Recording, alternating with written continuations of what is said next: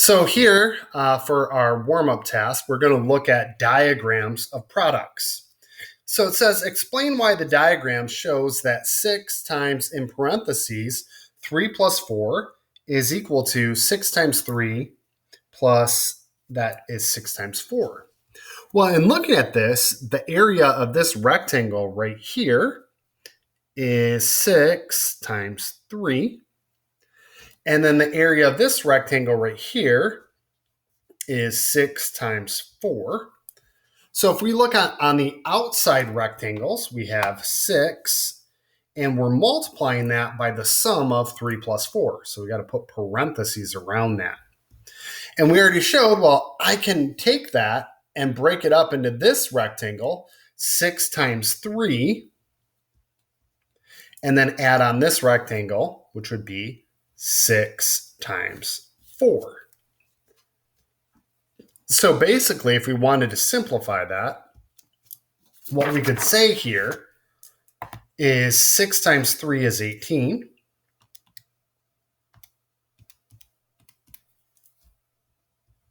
Plus 6 times 4 is 24, which gives us 42. And we could verify that in another way. I could go, well, we can do order of operations and go, well, that's really 6 times 7, which is in fact 42. So that does check out. However, with variables, we can draw a diagram to show that. Now, if we have 5 and then times x plus 2, what I do is I break this rectangle up and call this the length and this part the width. So my length has only one piece, which is going to be 5. But my width I need to break into two pieces. The first piece is x and the second piece is 2. So here this is x and here this is 2. So if I multiply on the inside here, we have 5 times x is 5x, and here multiplying 5 times 2 is 10. So here we would have 5 times x plus 2 is equal to 5x and then plus 10. So what we're going to do now is draw some diagrams to show more products.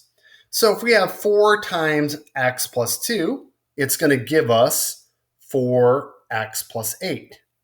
So we're going to draw that and show it. So here, there's some pieces missing. So 4 times x plus, again, 2. We would have 4x, and 4 times 2 is 8. So on the outside, our rectangles would be 4 and then times x plus 2. And then here, that would give us 4x and then plus 8. So we're going to take this idea now and extend it to quadratic equations, where we're going to have letters in both parts. So if I had to show n times 2n plus 5, well, the length here is n.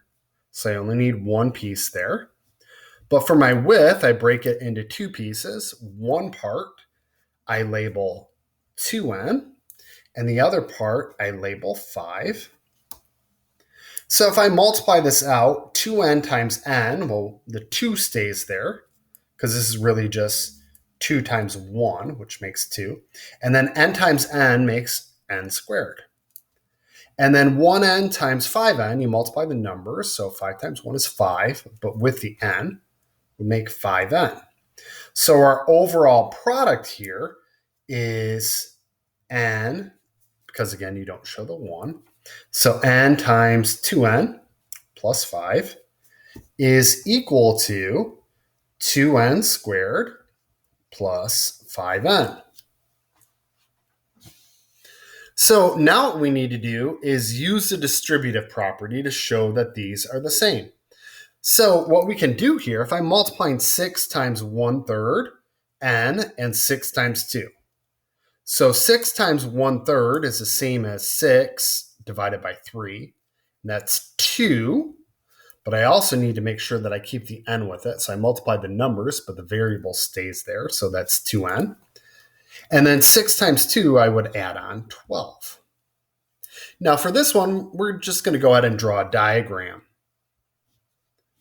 So again, the length is p, and the width is 4p and 9. So 4p times p is 4p squared. 4p times 9 is 9p.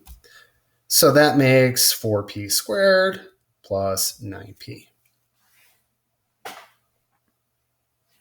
So we'll continue C right here. We have 5r, and we're multiplying that by 2 pieces, r, and then 3 over 5. So 5r times r, it's going to make 5. R times r is r squared. And then 5 times 3/5. So if we're multiplying 5 times 3 over 5, the 5 divided by 5 is going to cancel out. So my number piece is just 3. And my variable piece, we have to remember to keep the r. So this is going to equal 5r squared plus the 3r.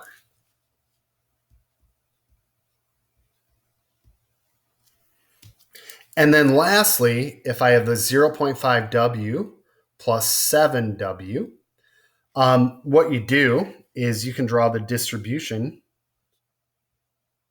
from the right side of the parentheses.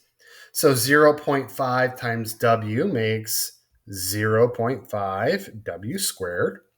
And then plus 7 times w just makes 7w.